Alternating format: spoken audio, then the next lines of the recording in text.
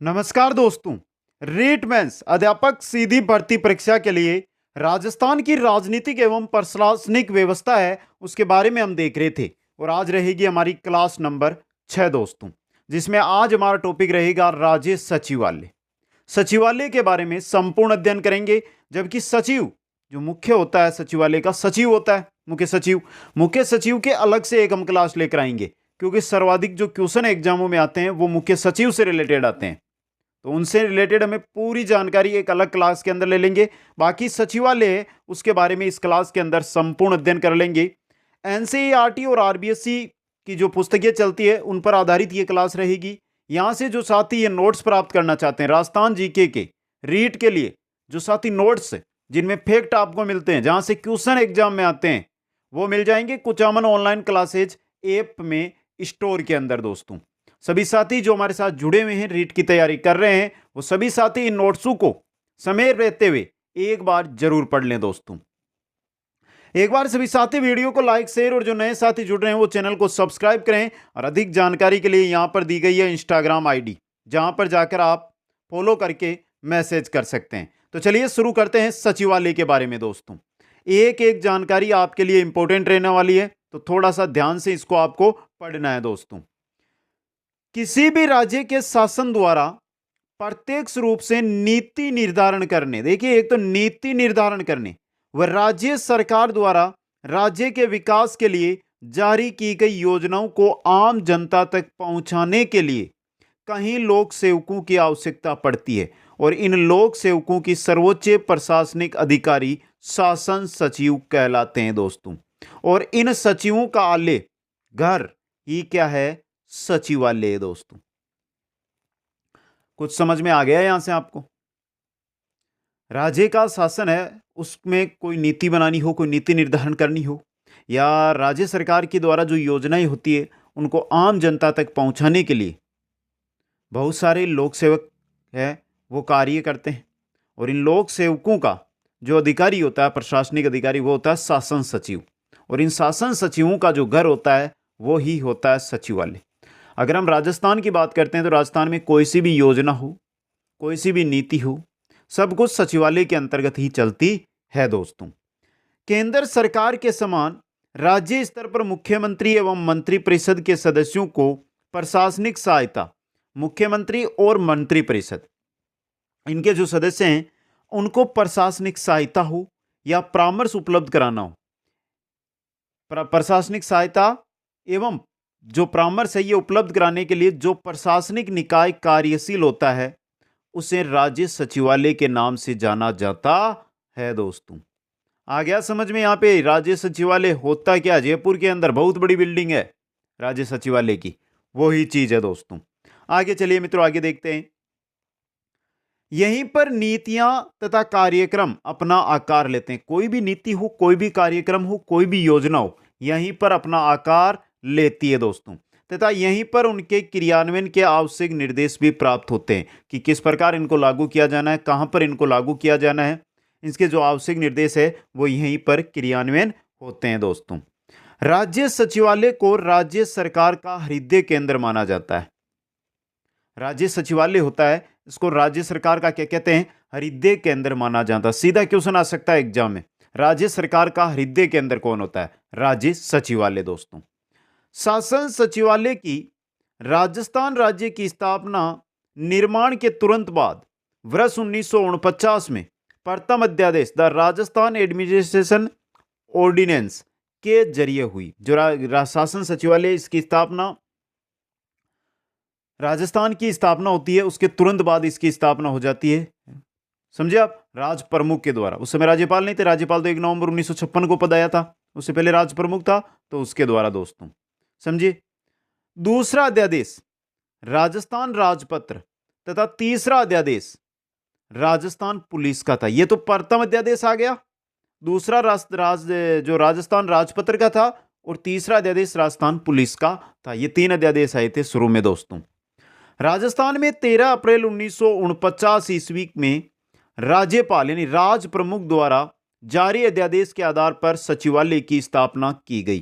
13 अप्रैल 1949 को किसकी स्थापना हुई है? सचिवालय की राजस्थान में स्थापना हुई है। अध्यादेश जारी किया था राज प्रमुख ने दोस्तों। ये भी आपको क्या करना है, याद रखना है। इंपॉर्टेंट क्वेश्चन आपके लिए बन सकता है दोस्तों। आगे चलते हैं, आगे देखते हैं। प्रारंभ में सचिवालय संबंधित कार्य राज्य के विधायक निवास भवन में किया जाता था। देखिए, प्रारंभ के अंदर जो सचिवालय संबंधित कार्य होते थे वो कहां पर होते थे, विधायक निवास भवन में। अप्रैल 1949 को सचिवालय कार्यालय में हस्तांतरित कर दिया गया, जिसको बाद में कहां पर ले जाया गया, सचिवालय कार्यालय के अंदर। कहां पर है जिसका भवन, जयपुर में सी स्कीम अशोक नगर में स्थित है दोस्तों। सी स्कीम अशोक नगर के अंदर आपको सचिवालय कार्यालय है वो मिल जाएगा दोस्तों। राज्य स्तर पर सचिवालय एक सूत्र लाइन एजेंसी है, एक सूत्र लाइन एजेंसी है जो निर्णयों को निष्पादित करता है और इससे निचले स्तर पर निदेशालय होता है। सचिवालय से निचले स्तर पर निदेशालय आएगा दोस्तों, जो सचिवालय विभागों को निर्णय लेने में मदद करता है। अतः निदेशालय स्टाफ के रूप में कार्य करता है। यहां से सीधा क्वेश्चन आ सकता है, एक क्वेश्चन देख लीजिए, अभी आपको पता नहीं चला क्वेश्चन कौन सा है। निम्न में से सचिवालय है लाइन एजेंसी, स्टाफ एजेंसी, इनमें से कोई नहीं या दोनों, या इनमें से निदेशालय है। तो ये दो क्वेश्चन बनते हैं यहां से। जो सचिवालय होता है ना आपका, सचिवालय तो होता है सूत्र यानी लाइन एजेंसी, और निदेशालय होता है वो स्टाफ एजेंसी, स्टाफ के रूप में संपूर्ण स्टाफ मिलकर काम करते हैं दोस्तों। भारत में आधुनिक सचिवालय व्यवस्था की शुरुआत ब्रिटिश काल में 1843 ईस्वी में इंपीरियल सेक्रेटेरिएट के रूप में हुई थी, जिसे वर्तमान में केंद्रीय सचिवालय कहते हैं दोस्तों। तो अगर हम बात करते हैं कि भारत के अंदर जो आधुनिक सचिवालय है इसकी व्यवस्था कब हुई, तो 1843, ये आपको याद रखना है दोस्तों। जो हमारा केंद्रीय सचिवालय है वही 1843 में स्थापित हुआ था, उसी जगह केंद्रीय सचिवालय वर्तमान में चल रहा है दोस्तों। आगे चलिए मित्रों, आगे देखते हैं। लॉर्ड वेलेजली ने 1798 ईस्वी में केंद्रीय सचिवालय का पुनर्गठन कर मुख्य सचिव का पद सृजित कर देश का प्रथम मुख्य सचिव जॉर्ज हिलेरी बालो को बनाया। लॉर्ड वेलेजली वायसराय जो भारत के थे, उन्होंने 1798 में क्या किया, केंद्रीय सचिवालय का पुनर्गठन किया, मुख्य सचिव का पद सृजित इसमें किया और प्रथम देश के मुख्य सचिव बनाए गए जॉर्ज हिलेरी बालो दोस्तों। आ गया समझ में। अब देखिए एक यहां पे डायग्राम के रूप में आ रहा है, इससे आपको कुछ जानकारी मिलने वाली है। देखिए, सचिवालय मुख्य रूप से मुख्यमंत्री को सहायता देने के लिए होता है। मुख्यमंत्री यानी मंत्रिपरिषद, इसको सहायता देने के लिए होता है। ये दो प्रकार में, एक तो सरकार के रूप में, एक मुख्यमंत्री के रूप में, दो रूप में कार्य करता है। सरकार के रूप में तो होता है शासन सचिवालय यानी मुख्य सचिव जिसका प्रधान होता है, और जो आपका होता है मुख्यमंत्री के रूप में वो होता है मुख्यमंत्री कार्यालय, सीएमओ। हम सुनते हैं ना सीएमओ, पीएमओ, प्रधानमंत्री कार्यालय, पीएमओ। तो सीएमओ पीएमओ यानी मुख्यमंत्री कार्यालय, जिसका प्रधान होता है प्रधान सचिव दोस्तों। ये सचिवालय के बारे में। बाकी सचिवालय का जो क्रम है वो आगे मैं लेकर आ जाऊंगा एक डायग्राम में, जिसको आपको आसानी से बता दूंगा क्वेश्चन कैसे आते हैं वो भी दोस्तों। आगे चलिए मित्रों, आगे देखते हैं। देखिए नीचे ये क्रम आ गया आपके। राज्य का राजनीतिक मुखिया कौन होता है, मुख्यमंत्री होता है। मुख्यमंत्री जब सरकार के मुखिया के रूप में कार्य करता है तो शासन सचिवालय यानी मुख्य सचिव उसकी सहायता करता है। मुख्यमंत्री जब सरकार के मुखिया के रूप में, मुख्यमंत्री जब सरकार के मुखिया के रूप में कार्य कर रहा है तो उसका शासन सचिवालय सहायता कौन करेगा, मुख्य सचिव। लेकिन जब वह मुख्यमंत्री के रूप में कार्य कर रहा है, देखिए सरकार के मुखिया और एक मुख्यमंत्री दोनों अलग चीज है ना, तो जब वो मुख्यमंत्री के रूप में कार्य करता है तो उसे मुख्यमंत्री कार्यालय यानी प्रधान सचिव उसको सहायता करता है। दो क्वेश्चन बन रहे हैं यहां से भी, और ऐसे ही क्वेश्चन गलत करके आ जाते हैं आप, और कहीं पर भी ऐसी जानकारी आपको देखने को भी नहीं मिलती है, कितनी भी क्लास अटेंड कर लो आप। समझे आप। अब देखिए प्रशासनिक संगठन सचिवालय का हम देख लेते हैं, यहां से आपको अच्छा क्वेश्चन है वो देखने को मिल सकता है। सचिवालय का प्रशासनिक संगठन यहां पर दिया गया है, यह संगठन है सचिवालय का।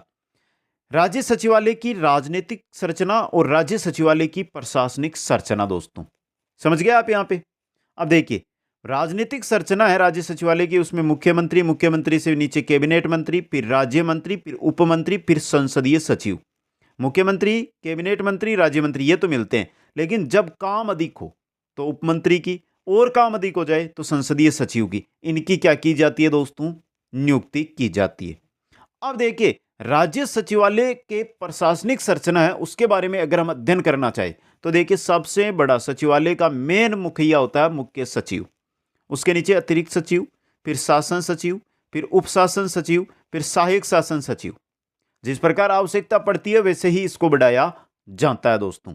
तो यहां से आप जो साथी स्क्रीनशॉट लेना चाहते हैं ना, वो स्क्रीनशॉट जरूर ले लें मित्रों, क्योंकि ये बहुत अच्छी जानकारी है आपके लिए। और यहां से एक साथियों का कमेंट भी आया था मेरे पास कि सचिवालय की प्रशासनिक संरचना है, इसका पूरा क्रम दिखाइए, तो वो नीचे लेकर आ रहा हूं, मैं पूरा क्रम बता दूंगा, चतुर्थ श्रेणी से लेकर मुख्य सचिव तक का। अभी तक जिन साथियों ने लाइक और शेयर नहीं किया है, लाइक जरूर कर दें जो भी साथी जुड़े हुए हैं, और जो साथी हमारे साथ दिल से जुड़े हुए हैं वो अपने मित्रों तक शेयर करें, कर भला हो भला। आगे चलिए मित्रों, आगे देखते हैं। संपूर्ण राज्य सचिवालय का प्रशासनिक प्रमुख होता है मुख्य सचिव, तो राजनीतिक प्रमुख होता है मुख्यमंत्री। देखिए, राज्य सचिवालय का प्रशासनिक प्रमुख कौन होता है, मुख्य सचिव होता है, राजनीतिक प्रमुख मुख्यमंत्री। तो 2 क्वेश्चन बन गए यहां से भी आपके। राज्य सचिवालय का एक मुख्य सचिव अखिल भारतीय सेवाओं में वरिष्ठतम आईएएस अधिकारी, वरिष्ठतम आईएएस अधिकारी होता है, जिसको राज्य सचिवालय का मुख्य सचिव होता है, जो सचिवालय का प्रशासनिक प्रमुख होता है। तो यहां से सीधा आ जाए कि सचिवालय में मुख्य सचिव होता है आरएस, वरिष्ठतम आरएस अधिकारी, या कनिष्ठ आरएस अधिकारी, या वरिष्ठ आईएएस अधिकारी, या वरिष्ठ आईपीएस अधिकारी। क्वेश्चन बन सकता है कैसे भी, याद रखना है। प्रत्येक विभाग का एक राजनीतिक अध्यक्ष होता है, प्रत्येक जो विभाग होता है उसका राजनीतिक अध्यक्ष होता है, जिसे हम मंत्री कहते हैं, कैबिनेट मंत्री। तो उस विभाग का मंत्री कहलाता है दोस्तों। उस विभाग के प्रशासनिक कार्यों को संपादित करने वाला अधिकारी शासन सचिव क्या कहलाता है, शासन सचिव, जो आईएएस का वरिष्ठ अधिकारी होता है, आईएएस रैंक का वरिष्ठ अधिकारी होता है, जो संपूर्ण विभाग व अधीनस्थ कर्मचारियों पर क्या करता है, नियंत्रण। देखिए, मुख्य सचिव तो पूरा का पूरा सचिवालय होता है, उसका हेड होता है। फिर अलग अलग, जैसे कृषि विभाग आ गया, शिक्षा विभाग आ गया, चिकित्सा विभाग, अलग अलग आ गए, तो इनके लिए मंत्री बन जाता है। और अगर प्रशासनिक दृष्टि से देखें तो किसको बनाया जाता है, शासन सचिव को दोस्तों, किसको, शासन सचिव बनाया जाता है दोस्तों। आगे चलिए, 2 चीज आपको समझ में आ गई। प्रत्येक राज्य के सचिवालय में कई विभाग होते हैं, और इन विभागों की संख्या छोटे राज्यों में 15 से 20 के मध्य, सबसे कम है हमारे सिक्किम के अंदर 17 विभाग है, जबकि बड़े राज्यों में 60 से 70 के मध्य होती है दोस्तों। समझ गए विभागों की संख्या। किसी राज्य के सचिवालय में कितने विभाग होंगे, इसका निर्धारण संबंधित राज्य का मंत्रिमंडल करता है। राज्य सचिवालय में विभागों की संख्या 50 से 60 के मध्य रहती है दोस्तों। ये नॉर्मल जानकारी आपके सामने। आगे चलिए मित्रों, आगे देखते हैं फिर। किस विभाग में किस स्तर का मंत्री होगा, वह किन किन कार्यों का निर्वहन करेगा, इत्यादि का वर्णन रूल्स ऑफ बिजनेस या कार्यविधि नियमों में वर्णित किया जाता है। तो संबंधित विभाग का मंत्री अपने अधीनस्थ अधिकारियों के दायित्वों का निर्धारण स्टैंडिंग ऑर्डर के माध्यम से करता है। ये इंपॉर्टेंट चीज है आपके लिए, इसको 2 बार ध्यान से पढ़ लो, आराम से आपको समझ में आ जाएगी क्या बात कहना चाहता है यहां पे। किस विभाग में किस स्तर का मंत्री होगा, वह किन किन कार्यों, यानी कौन सा विभाग है उसमें किस स्तर का, राज्य मंत्री होगा, कैबिनेट मंत्री होगा, वो स्तर, वो कौन से कार्य हैं उनका वो कार्य करेगा, तो उसके लिए रूल्स ऑफ बिजनेस बना हुआ है। और संबंधित विभाग के जो मंत्री है, जो मंत्री बनाया गया है, वो अपने अधीनस्थ जो अधिकारी है उनका जो दायित्व है उनका निर्धारण कैसे करेगा, स्टैंडिंग ऑर्डर के आधार पर। शासन सचिव की सहायता के लिए हर विभाग में अतिरिक्त सचिव, जो आईएएस का कनिष्ठ अधिकारी, की नियुक्ति की जाती है। अतिरिक्त सचिवों की सहायता के लिए उप सचिवों की एवं उप सचिवों का कार्यभार बढ़ने पर उनकी सहायता के लिए सहायक सचिवों की नियुक्ति की जाती है। तो यह क्रम है, जैसे कार्य बढ़ेगा जैसे आगे क्रम बढ़ता जाएगा, जिसके बारे में हम आगे देख लेंगे। जो ये देखता है कि प्रस्तुत मामलों से संबंधित सभी तथ्य संलग्न किए गए हैं या नहीं दोस्तों। अब चलिए आगे, नोट देखिए, उप सचिव व सहायक सचिव सामान्यतः राज्य की प्रशासनिक सेवा के अधिकारी होते हैं। उप सचिव और जो सहायक सचिव होते हैं ये राज्य के प्रशासनिक सेवा आरएस अधिकारी होते हैं दोस्तों। सचिवालय में मंत्रालय का कार्य पूरा करने के लिए एक अनुभाग अधिकारी होता है। सचिवालय के अंदर जो मंत्रालय का कार्य पूरा करना होता है उसके लिए एक अनुभाग अधिकारी होता है दोस्तों, जो ये देखता है कि अनुभाग में आने वाले सभी कागज ड्रेस पत्रों पर उचित कार्यवाही की गई है या नहीं दोस्तों। इनके अलावा सचिवालय में एक कार्यालय अध्यक्ष और आवश्यकता अनुसार यूडीसी व एलडीसी के पदों की व्यवस्था की जाती है। यूडीसी एलडीसी नहीं होंगे तो कार्य करेगा कौन दोस्तों। इसलिए नोट, मंत्रालय के कर्मचारियों की सचिवालय से बाहर नियुक्ति नहीं की जा सकती। मंत्रालय के जो कर्मचारी है उनको हम सचिवालय है उससे बाहर नियुक्ति नहीं दे सकते। और यह रहा आपका जो मुख्य क्वेश्चन बनकर आता है वो सचिवालय का पदानुक्रम। यह पदक्रम है, स्क्रीनशॉट इसका ले लेना और इसको याद कर लेना। सीधा पूछा जाता है निम्न में से सचिवालय का अवरोही क्रम है, इनमें से 4 नाम दे देंगे आपको और पूछा जाएगा इनमें से सही कौन सा है। सबसे ऊपर मुख्य सचिव, उससे नीचे अतिरिक्त मुख्य सचिव, फिर प्रमुख शासन सचिव, फिर सचिव, फिर विशिष्ट या अतिरिक्त सचिव, फिर संयुक्त सचिव, फिर उप सचिव, फिर सहायक या अवर सचिव, फिर कार्यालय अधीक्षक अनुभाग या शाखा अधिकारी, फिर सहायक अधीक्षक या सहायता अनुभाग अधिकारी, फिर वरिष्ठ लिपिक, फिर कनिष्ठ लिपिक, फिर स्टेनोटाइपिस्ट और फिर चतुर्थ श्रेणी। यह सचिवालय का पदक्रम है। यह है सचिवालय का पदानुक्रम दोस्तों, समझ में आ गया। अब हम बात करते हैं आगे चलकर राजस्थान सचिवालय है उसकी प्रमुख विशेषताओं की दोस्तों। 8-10 विशेषताएं हैं जो मुख्य रूप से आपको याद रखनी है। राजस्थान में सचिवालय विभागों को केंद्र की तरह मंत्रालय न कहकर प्रशासनिक विभाग कहा जाता है। राजस्थान में जो सचिवालय विभाग है उनको क्या कहा जाता है? मंत्रालय नहीं कहते हैं, प्रशासनिक विभाग कहते हैं दोस्तों। अधिकांश विभागों में उनकी कार्यकारी संस्थाएं अर्थात निदेशालय कार्यरत है। जो भी विभाग है प्रशासनिक विभाग उनमें क्या है? निदेशालय कार्यरत है दोस्तों। समान प्रकृति वाले निदेशालय सचिवालय के एक ही विभाग के अधीन कर दिए जाते हैं। जिनकी प्रकृति समान है, जिनका कार्य एक जैसा है, उन विभागों को एक ही जो सचिवालय है उसमें एक ही विभाग के अंदर कर दिया जाता है। प्रत्येक विभाग किसी न किसी राजनीतिक मंत्री के अधीन होता है। कोई सा भी विभाग उठा लेना, उस विभाग का मंत्री होता है, उसके अधीन वो आता है दोस्तों। सचिवालय में एक शासन सचिव के अधीन कई विभाग कर दिए जाते हैं। शासन सचिव के अंदर बहुत सारे विभाग होते हैं, समझे आप। राजस्थान सचिवालय में 13 विभाग ही 13 सचिवों के अंतर्गत है। 13 ऐसे विभाग है जिनके ऊपर 13 सचिव है, जबकि अधिकांश सचिवों के पास एक से अधिक विभाग है। एक से एक के जो सचिव है उसको 2 या 3 विभाग दे दिए जाते हैं दोस्तों, ये चीज है। आगे देखिए, गृह, वित्त, शिक्षा, स्वास्थ्य, कृषि, पशुपालन बड़े विभाग है जिनके अधीन कई कार्यकारी विभाग है। लेकिन कार्मिक व प्रशासनिक सुधार विभाग बड़ा है, लेकिन उसके अधीनस्थ निदेशालय नहीं है दोस्तों। सचिवालय के अधिकारी सामान्य ज्ञ होते हैं। जानकारी अधिकारी है सचिवालय के जो अधिकारी है वो क्या होते हैं? सामान्य ज्ञ होते हैं। ये मुख्य विशेषताएं हैं और सबसे इंपॉर्टेंट क्वेश्चन यहां से बनता है। अब देखिए, हमें सिर्फ कार्य है, इनको थोड़ा ध्यान से पढ़ लेना है, एक एक कार्य को पढ़ लेना है, यहां से क्वेश्चन आ सकता है। पहला देखिए, नवीन कानून व नीतियों के निर्माण व नीति संशोधन में आवश्यक प्रशासकीय सहायता करना। सचिवालय का पहला कार्य नवीन कानून हो, नीति का निर्माण हो, कुछ नीति में संशोधन करना हो, तो ये इसके लिए जो प्रशासनिक कार्य होते हैं, प्रशासकीय कार्य या सहायता, वो कौन देता है? सचिवालय। नीति एवं कानूनों का क्रियान्वयन करवाने के लिए नियम, उपनियम और कानून बनाना सचिवालय का कार्य है। सचिवालय राज्य में नीति क्रियान्वयन के पर्यवेक्षण की भूमिका निभाते हुए नीति क्रियान्वयन हेतु मानवीय संसाधनों की व्यवस्था करता है तथा उनके कार्य का संचालन एवं बजट आदि के माध्यम से नियंत्रण करता है दोस्तों। विधानसभा में नीति निर्माण एवं क्रियान्वयन के संदर्भ में उठाए जाने वाले विधायिका के प्रश्नों के उत्तर तैयार करना। विधानसभा में नीति निर्माण हो, क्रियान्वयन के संदर्भ में उठाए जाने वाले विधायिका के प्रश्न हो, उनको तैयार कौन करता है? सचिवालय के द्वारा किया जाता है।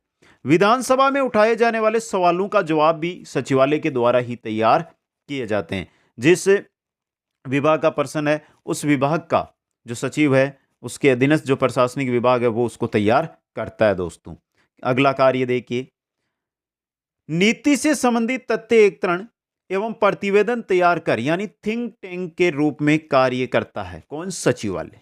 मंत्रिमंडल की बैठकों का निर्धारण करना हो, बैठकों का संचालन करना हो एवं बैठक में लिए गए निर्णय से अन्य विभागों को अवगत करवाना हो या समस्त विभागों के समन्वय स्थापित करना हो, ये सब कार्य किसके हैं? सचिवालय के हैं। केंद्र व राज्य सरकार के मध्य तालमेल रखना, जैसे विभिन्न राज्यों से सीमा का निर्धारण, नदी जल, नहरी पानी, पर्यावरण सुरक्षा, तस्करी निरोध, दुश्मन उन्मूलन इत्यादि से संबंधित निर्णय लेना व उनके निष्पादन में के मामले में सचिवालय कार्य क्षेत्र के अंतर्गत आते हैं दोस्तों।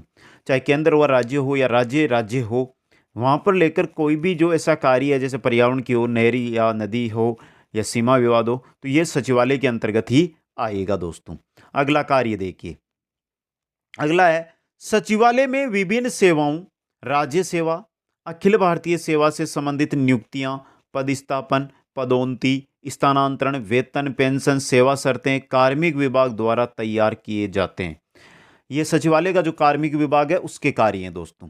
राज्य की पंचवर्षीय व वार्षिक योजनाओं के निरूपण व निष्पादन पर निगरानी एवं उनका मूल्यांकन सचिवालय स्थित आयोजना प्रशासन का प्रमुख दायित्व है। आयोजना प्रशासन योजना आयोग से विचार विमर्श कर राज्य योजना के आकार के निर्धारण का कार्य करवाता है दोस्तों। तो ये मुख्य 10 कार्य जो आपके सामने यहां से क्वेश्चन बनकर आ सकता है। अब बचती है सचिवालय से रिलेटेड कुछ समितियां बनाई गई जिनके द्वारा सचिवालय में परिवर्तन किए गए। तो बात कर लेते हैं सचिवालय से संबंधित गठित समितियों की दोस्तों। चलिए, राज्य शासन सचिवालय की कार्य प्रणाली का प्रथम व्यवस्थित अध्ययन भारत सरकार के राज्य मंत्रालय के श्री जी स्वामीनाथन द्वारा अक्टूबर 1951 में किया गया। इन्होंने मानदंड, कार्य करने की प्रणाली और सचिवालय की क्षमता के संबंध में कई प्रस्तुतियां हैं वो दी। तो पहली बनी है जी स्वामीनाथन समिति 1951 में। 1955 में संगठन तथा प्रबंधन पद्धति अनुभाग की रचना की गई। संगठन या बोले प्रबंधन या पद्धति अनुभाग है, इसकी रचना की गई सचिवालय में। हरीशचंद्र माथुर कमेटी 1963। राजस्थान प्रशासनिक सुधार आयोग प्रथम। हरीशचंद्र माथुर कमेटी 1963 में बनी, जिसको राजस्थान प्रशासनिक सुधार आयोग प्रथम के नाम से जानते हैं।